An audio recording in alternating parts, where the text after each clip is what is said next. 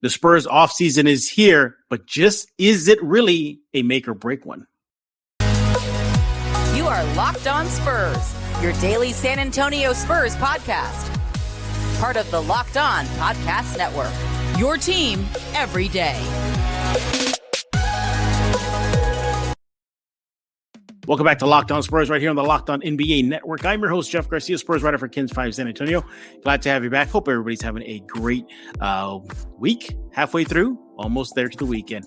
Hey, this episode is brought to you by HelloFresh. Skip trips to the grocery, and count on HelloFresh to make home cooking easy, fun, and affordable. That's why it's number one in America. It's the number one meal kit. Go to HelloFresh.com/NBA60 and use code NBA60 for 60% off and free shipping. So yeah, HelloFresh. What are we talking about today? Well, the offseason is here, but a lot of eyes from Spurs fans are looking at this as you got to do it. You got to swing for the fences. You got all that money. You got those draft capital, 14%. But is it really a make or break offseason for this Spurs? And also, should Spurs fans exercise the same patience as they did in the regular season now in the offseason? Who is helping me today? My good friend, my Ken's 5 colleague. He is Casey Viera. Casey, welcome back to Locked On Spurs. By the way, how is the your senatorial campaign going? I heard you're running for Senate. Congratulations, Casey. Congratulations. News to me. News to me. So to answer your question, not good then. All but horrible. Every time I meet up with Casey, and he, by the way, he dresses very, very snazzy sometimes. He's quite put together. I try to look like I belong. What can I say? You strike me as a politician sometimes. You have that politician look. I don't know if everybody's ever told you that. No. No, I don't know if that's a good thing or a bad thing. Depends on the politician. Right, exactly. Depends on politician. Make sure to follow him on Twitter at Casey_Viera. Notice he did not say Nierenberg, because that would be a massive compliment to my biceps and my physique. So notice Jeff. No. It's actually to protect him from you, so we don't shame him. Because if we say you, then he might tuck his tail between his legs. Say one day I'll get to KC levels. One day. I'm sure. I'm sure that's what he's saying. Follow Casey on Twitter at Casey_Viera. And we'll talk about what Casey has cooking on the sports desk side of things over at Ken's 5 TV. So, Casey, we are here. The offseason is officially underway for the silver and black. A lot of fans are, rubbing their hands together, grinning from ear to ear, saying, here we go. This is it. Wemby, here we come. Or Scoot, okay. And look at all the money they got. Look at all these kids they got and these contracts. And woohoo, we're set to go. But Casey, is it really a make or break offseason for this team? Even though they're not even, I wouldn't even say they're middle of their rebuild yet. I think the rebuild is still beginning. No, it's not make or break. It's not make or break, because this is a rebuild. It's what it's all about. A rebuild, where we're so unfamiliar to it in San Antonio. You think, oh, right, we get Wembanyama, we get Scoot Henderson, and we're right back at them, baby. We're in the playoff conversation. Not really. That's not how this thing works. When you commit to a rebuild, it's not like what OKC is doing right now, where they hoarded all those picks, took a 18-month hiatus from postseason relevancy, and now they're back in the play-in. That doesn't really happen to a lot of teams. Not to say it couldn't happen with the Spurs potentially. Mm-hmm. It's a great unfamiliarity to see that type of thing happen. So in that respect, no, I don't think this offseason is make or break. Obviously, we're all geared up, hoping that lottery ball, that last pick, the Spurs way. But for being real, there's a better chance than not that it doesn't. And there's an 86% chance that it does not. And we're talking them taking a Scoot Henderson. We're talking them taking Brandon Miller, and this thing changes very differently. And if that happens, then you can't look at it as, hey, this is a make or break from here on out. So no, I don't think it's a make or break off season. it's an important offseason. Right. And I think what we saw this year on varying fronts is a lot of question marks about a lot of guys on this team that we thought might have been mainstays, so to speak. And now I don't want to say we're second guessing, but we're opening dialogue to new possibilities. Do I think any of that happens knowing the Spurs? Probably not. Probably not. But then again, that's nothing compared to recent history, which has shown that Brian Wright's not afraid to pull the trigger a little bit if something juicy is there. But largely, for the most part, back to the overriding point here, no, I don't believe it's make or break. It's important, but not make or break. Yeah, even you go a step beyond that, is it is important. I do agree with you, but we're not there because you can't tell me that a 19-year-old French teenager is going to put on that Spurs jersey and lead the team to the promised land day one. He's great. He's good. He's phenomenal, but it's not the Tim Duncan level. I'm not ready to put him up that level, that surefire hit player that's going to come in and just transform your franchise overnight. Tim did that. Mm-hmm. David did that. LeBron did that. He's generational, yes, but I think he still needs time. And Scoot, and then you go down one. Scoot, good, but I don't think he'll lead you to the promised land as well. And here's the thing, too. Even if you brought it up greatly, even if they do win the lottery,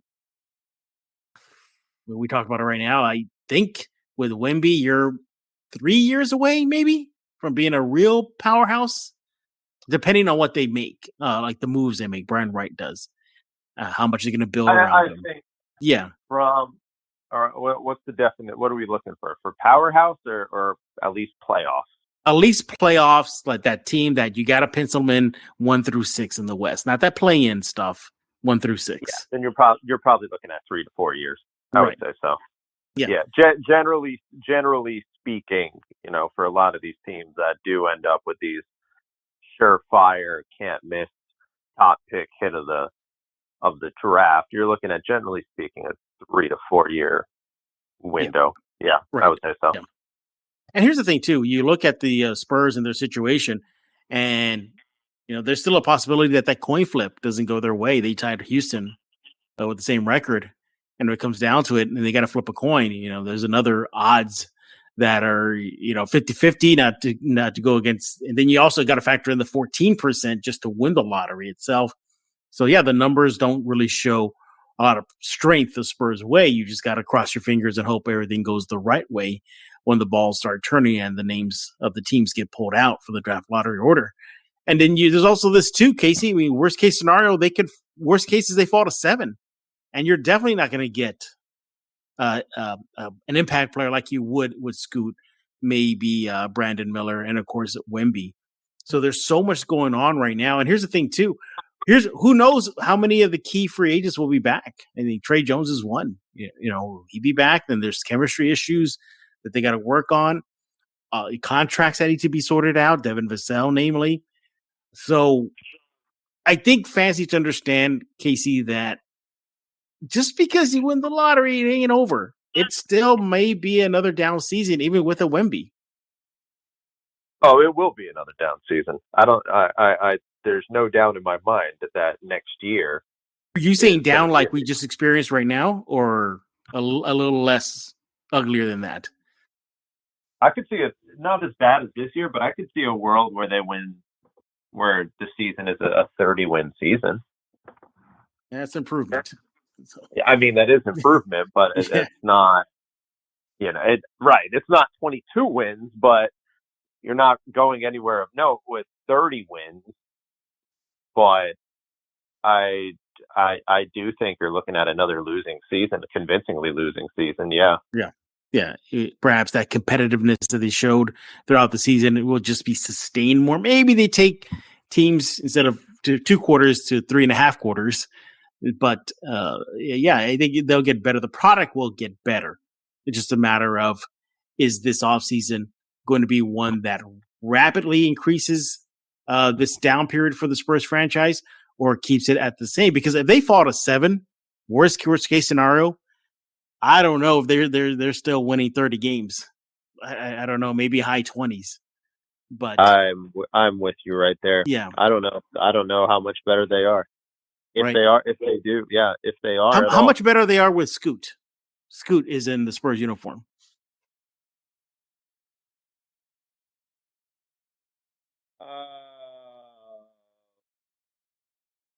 How many wins does he get you? I think in the immediacy, you're probably close to that 30 win mark. Yeah. I think with Scooter Wembanyama, I don't think both the two of that in the immediacy, not long term. They don't exactly. You look at it. I don't think that's the difference of you winning 40 games with Wembanyama as opposed to 30 games with Scoot. I think you're looking at that same ballpark for both. Right. Yeah. And then, of course, Brandon Miller, you don't know what he's going to provide. And here's the thing, too. I think fans are forgetting this, too. Scoot and Wemby, well, let's start off with Scoot. He's a G League Ignite player. Nothing wrong with that level of competition, but he didn't go in an NCAA tournament. They mix it up with some splash of NBA veterans in the G League Ignite system, but it's not at that level. Now, Wemby, he's definitely playing professional ball overseas in France. But again, he didn't experience an NCAA tournament. There was no the pro level in France is way different than the pro level in the NBA. So there's still question marks with those guys. Can they adapt? And I think they will. But as far as it being a make or break, no, I don't think we're there yet. I think a Spurs franchise will face a make or break situation once all the pieces are in place. So let's just say they have Wemby and then they have Scoot. Right. And then there's that following offseason. It's okay, we got to get something around either one of those players to get this going. I think then you say make or break. Casey, your thoughts? What's your, I guess, and you kind of hit on it. What's your definition of make or break? Like, because I feel like we're in the ballpark, but there still is an aspect of subjectivity there. Yeah, I think the make or break for this offseason, we're not there yet in the sense of, all right, we're on the clock, title or playoff spot is within grasp. Let's go for it. And let's make all the right moves. Let's use this cash that we have. Let's use all these draft picks that we got, and let's make it happen overnight. We're not there yet because I think the dominoes still have to be put in place before you push them, and then everything, the chain reaction happens. We're not there yet. But I think there's a lot of Spurs fans think it is a make or break. Like, we went through this down season, with 22 wins, and for what? We fall to 5. That's a reality. That can happen. And then you guess what? The rebuild continues. So yeah, it's definitely interesting to see exactly how Spurs fans are going to react if the ping pong balls don't fall their way. Hey, we're talking with Casey Viera of Ken's 5 TV. Follow him on Twitter at Casey_Viera. When we get back, we're going to continue this discussion, the Spurs offseason, whether it's a make or break one, and much more right here on Locked On Spurs. But I want to talk to you about the Ultimate Pro Basketball GM. You got to get this game right now. It's the coolest game I've played in a long time, and I've always thought I could be a great NBA GM. Well, guess what? I am not. Yeah, it's really not that easy. If you have had the thought and have fantasized about managing your own basketball franchise, go download Ultimate Pro Basketball GM right now.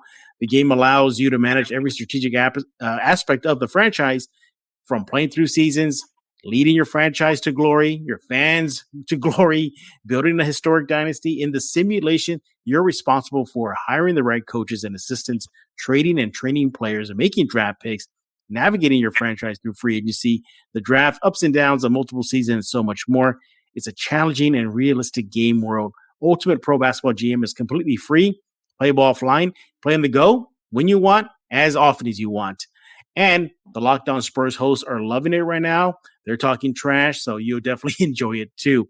Locked On Spurs listeners can get themselves a 100% free boost to their franchise when using the promo code Locked On in the game store. Just go check it out. Download the game. You first want to go to probasketballgm.com, scan the code, look it up on the app stores as your second option. That's probasketballgm.com. Ultimate Basketball GM. Start your fantasy today.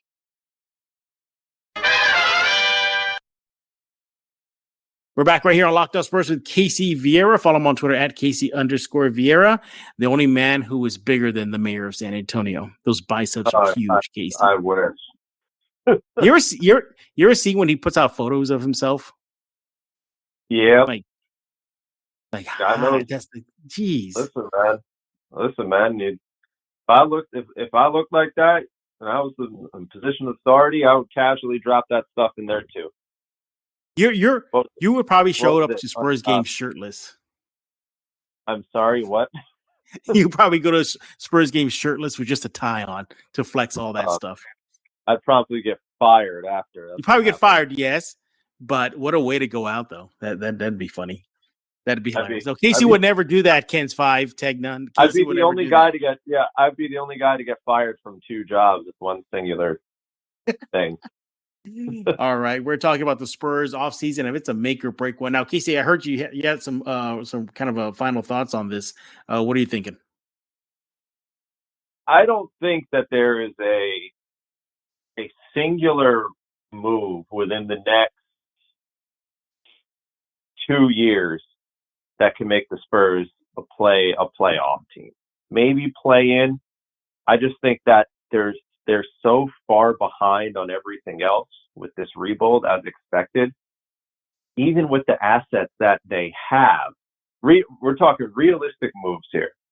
With the assets that they have, what would suggest that they would give up something to acquire someone that could get you there? Like Jaylen Brown. Do the Spurs have anything that they could deal to get Jaylen Brown? We're excluding the pick this year. Not really. Not really, no. Not really. So I unless they bottom out again, which is possible next year, and they get the number 1 pick overall in the draft, and it's like for the number 1 straight up for somebody, I don't think there's a singular move that has them anywhere close to real playoff relevancy for at least the next 2 years. Right. That was pretty much it. That was pretty much the point. Yeah, but for like the Jaylen Brown situation, maybe you draft the overall hands down pick and then maybe throw it at Boston, in that scenario. Like, hey, we have Wemby, and would you like, I don't know, making this up, Keldon or Trey Jones thrown in, something like that, but I mean, barring that, which is, I don't think it will ever happen. But yeah, I mean, the Spurs currently don't have the pieces to make a deal. Unless Danny still there. Maybe Danny would have done it. Yeah, I'm excluding this year's draft pick because we know that. Right. Yeah, exactly. So, but barring that, but it's just interesting to see, the reaction if the Spurs don't have Lady Luck on their side and the balls don't fall their way and they don't get 1, 2, or 3 and they fall to 7, or that coin flip with Houston doesn't fall their way. So, yeah, Spurs fans definitely got to realize that this is an important offseason, but we're not at a make or break quite yet. And speaking of Spurs fans, the Spurs fans, for the most part, maybe not the full season, but for a good chunk of the season, they understood what it is. They're bottoming out. They want to get one of the 14 percenters. They got it. They're in. But just as much as they exercise patience during the regular season and the tank that the Spurs did, should that carry over now into the offseason and beyond, they still got to keep that same energy, even if they win the lottery or get 1, 2, or 3, that they have to realize it ain't over yet. Oh, without a doubt, they have to exercise it. I mean, they got this far. What's another couple years? I mean, it was rough, Casey. This past season was rough. Better days have been had. Better seasons have been had. There were times, Casey, where I tuned out, where I would say, I don't care how the game starts. Just talk to me at halftime and let me know where they're at. And that's it, all I need to know. And for the most part, not all the time, they had some comebacks, but for about 95% of the time, you knew what the outcome was going to be in a Spurs game if they were down at half. And I'm being generous there. You're telling me Champagne's growth didn't pique your interest for 20 Okay, well, individually, there were some eyebrows raised, but collectively, as a team, no, I tuned out. Sure, it was good to see the highlights. Oh, Malachi is doing well, and Champagne, look at him. He'll be another find. Well, Zach Collins looks like that top 10 pick he is. But as a unit, no, not really, because Yeah. I'll tell you a story. I remember last season, the Spurs were up, I would say about 10, 12 points. Casey, all I did was just go to the kitchen, grab myself a drink and a little bit of snack to eat at my table, came back and they're down 10. Like that. I was like, what just happened? What just happened? And I remember it was a game that I was up for. I was like, oh, maybe they can get this one. So yeah, collectively, yeah, it didn't do me anything. But now I'm curious, what were you doing when they blew the 30-point lead against the Grizzlies? oh God, I know, right? Yeah, exactly. Yeah, I should have stapled myself to the chair. But I think the Spurs fans definitely need to exercise the same type of patience as they did in the regular season for this silver and black team now in the offseason. It's going to be fun. It's an exciting one. You can't tell me all fans are going to blow up their social media come lottery night. That's going to go crazy. But it'll be a place, yeah. It's definitely going to be one, especially if team compete. The ones that were anti-tank, they see the Spurs didn't land 1, 2, or 3. It's going to be civil war all over again. But I just think that, again, we got to reiterate that this team is still in a rebuild. And here's another piece of the rebuild not many are talking about, Casey, is you're going to have to rebuild that coaching staff eventually when Pop says adios. Because you'll likely have a 1, 2, or 3 pick this upcoming offseason, hopefully, crossing fingers. But guess what?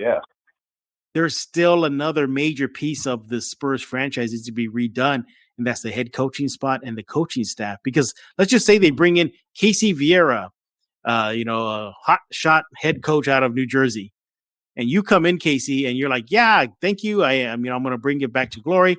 I'm bringing my own crew though. And bye-bye, Mitch Johnson. Bye-bye, everybody. That could happen. That's probably, honestly, that's probably why they'll end up. The day it does happen, and at this point, we have no idea when it's going to happen. The day it does happen, to fix that process, barring something entirely against the norm of the Spurs, which, hey, you know what? What happened? Crazier things have. I don't see them going outside of something in-house or somebody that has plenty of Spurs roots that would not keep it that way. Mm-hmm. In my mind. Yeah. In my mind, the way I see them doing it. Mm-hmm. But then again, it's like, okay, I know people very loosely, and this is kind of a Twitter chatter, so to speak, more so. But if it's Jay Wright's probably taking his own guys in. Oh yeah, and Jay Wright's bringing his own people in. So it is a lot of these names are getting it thrown around. Some of them don't have Spurs ties. Mm-hmm. That would be a bit one. That would definitely be notable, and change would definitely come there. Yeah, exactly. And here's the thing too. You got to understand it, the roster may be in full focus right now. And I get it. And even some of the players may not be here. Yes, even big name players on the roster. Can you sit here, Casey, and tell me that you would be completely shocked if you read a report that the Spurs are shopping Keldon? I wouldn't. Oh, absolutely not. No, I wouldn't. Absolutely. But you know what? That's them doing their smart due diligence. When you're in the impasse that they are right now, if it means that the right deal is there to try to further this process, that's the move you make. Because if there's anything, we learned this year, that Keldon's a nice player, but if there's something there that's going to expedite this process and you can get somebody that better fits around Wembanyama, I mean, you do that trade 10 times out of 10. Exactly. Yeah. You do that 10 times out of 10. Keldon, thank you for your service. You've been a good community guy. We all love you around here. But the reality is, you don't fit around Wembanyama, you're going to be gone. The focus changes directly after the draft. So, I could entirely see a world where that happens as well. You know who fits around Wemby right now? Casey Viera. I think they got to sign you, Casey, right now, and they got to put you right next to Wemby right now. Yeah. You got the bulk, you got the size, man. You can make that space for him. Yeah, put me out there for some court spacing to have my quarter three get blocked from the wing extended, totally overestimating my ability to shoot it over them. That'll be great. Well, look, I you can see the chatter already. Spurs fans are saying, "Well, we can't do this again. Well, we can't do this again." Whew, that was rough, and it was rough. Yes, it was rough, but yeah, that could happen. You got to be again. doing it again, so get comfortable. This team could be doing this all over again, and you know what, Casey? I am not going to be surprised if it does happen again. Maybe they win 28 games next season, 29 games, but it'll still be a down season, and then. I mean, look at how player injuries were up this year. You knock on wood, nothing happens. And luckily for the Spurs, the only outside of Devin Vassell, they didn't really have a significant injury. Bassie, throw him in there. Cracked his patella, but I mean, nothing major to any of the collectively. Like Vassell's out and Keldon's out. We all know what they were doing to close out the season. You can't tell me Sohan was good to go. Oh yeah, to play. No, they were good to go. Right. I really thought he was going to play in the Austin games because they were showcasing him in Austin in that Spurs week. So I was a little shocked they didn't play him. But Spurs fans, guess what? You might have to exercise patience this offseason and next season. But when we get back, we're going to put a wrap on this episode of Locked On Spurs right here with Casey Viera, my colleague over at Kens 5 TV. But before we do that, I want to talk about FanDuel. Hey, look, grand slams, no hitters, the double plays, they're all back. And there's no better place to get in on the action than FanDuel, America's #1 sports book. Right now, new customers can set up to the plate with a no-sweat first bet up to $1,000. Just go to FanDuel.com/lockedon to sign up, place your bet, and get up to $1,000 back in bonus bets if you do not win. Look, you can make bets, especially for opening day, the weekend, such as, a pitcher's going to go over the strikeouts, or Aaron Judge is going to pick up where he left off with a home run. So don't miss your chance to get a no-sweat first bet up to $1,000 when you join FanDuel today. Just go to FanDuel.com/lockdown to sign up. FanDuel, official partner of Major League Baseball. And also want to talk to you about our newest sponsor here, right from San Antonio. We're talking about Mudslingers Drive-Thru Coffee. The Spurs season may be over, but you can still go to Mudslingers Drive-Thru Coffee right now. It's a locally owned independent coffee shop, proud to make delicious coffee for our San Antonio community. They do it fast and friendly, so you can get on with your day. Whether you're in the mood for a latte, cold brew, or a Red Bull infused lightning bolt, I think Casey can handle that one. Casey, I think you can handle two of those. They have drinks for every taste. It's funny you say that. I went to Mudslingers a couple of days ago, and I had a cold brew, and I felt like punching somebody in the face. That's how strong it was. I was awake. So that face was me. That was my face, everybody. If you were right in front of me, that would have been it. So here's the ringing endorsement testimonial. It was very good cold brew. It was very good. I didn't need any at that point in the day, so that was probably part of the reason why. But it was very good, very tasty. I recommend it. You can go back to reading your plug now. So thank you very much. Yes, thank you. But I will be going to Mudslingers very, very soon. By the way, they also have a wide selection of dairy alternatives, low-calorie options. You can even have caffeine-free drinks for those who just want to take it easy. Swing by Mudslingers Coffee Drive-Thru for a tasty, convenient caffeine fix. It's located at 2404 Thousand Oaks Drive near 281 and 1604. They're open every day from 6 a.m. to 6 p.m. Life is too short for bland coffee. Let's bring him back. Casey Viera, right here on Locked On Spurs. We're talking about your silver and black and so much more, including how, Casey is the only man that can stand up to Hulk because he's built like a freight train. Anyway, I always forget that you're also a closeted nerd. The other day. Was that? Didn't you have my buddy Vinny Manzetta on here talking about Thanos the other day? Trying to fight him like he took the compliment. I told him, I heard that you're the only one that can take on Thanos, Vinny. And he says, I'll do whatever I can to raise up my stock. So Vinny's too nice. He would try to negotiate with him. Yeah, Vinny would definitely negotiate. But anyway, let's go to wrap up our chat about your silver and black. So quick Spurs news. Casey, I want to get your reaction to this. Would you believe me if I told you the Spurs saw a spike in attendance? No. Exactly. But I was shocked just as you were. Yeah, I wouldn't be surprised. They were very factors, but yeah. There were varying factors, yes. But if you're just crunching numbers, Spurs fans, then the Spurs technically saw a rise in home attendance this year.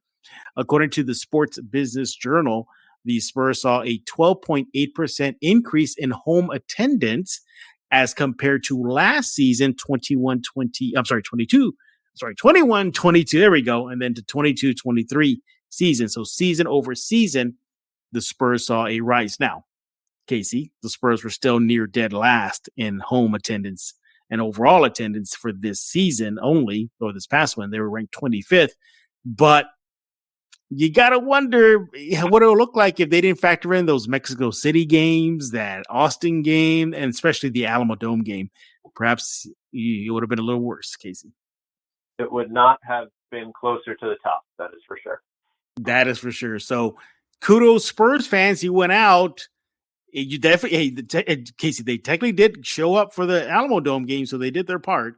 So I know. Hey, listen, we make the witty comments, but it's better than 63,000 people not showing up to that game. Can you imagine how bad that would have looked? They get 30. Moly. I don't even want to think about that. That would have been a disaster. I know for a fact a lot of from the Spurs inside were stressing out about that game. They were really having a hard push to get people out there, and I'm glad they were able to get that goal. Hey, go ahead. No, they did it. That push they were stressing for, they did it. So exactly. So congratulations, Spurs.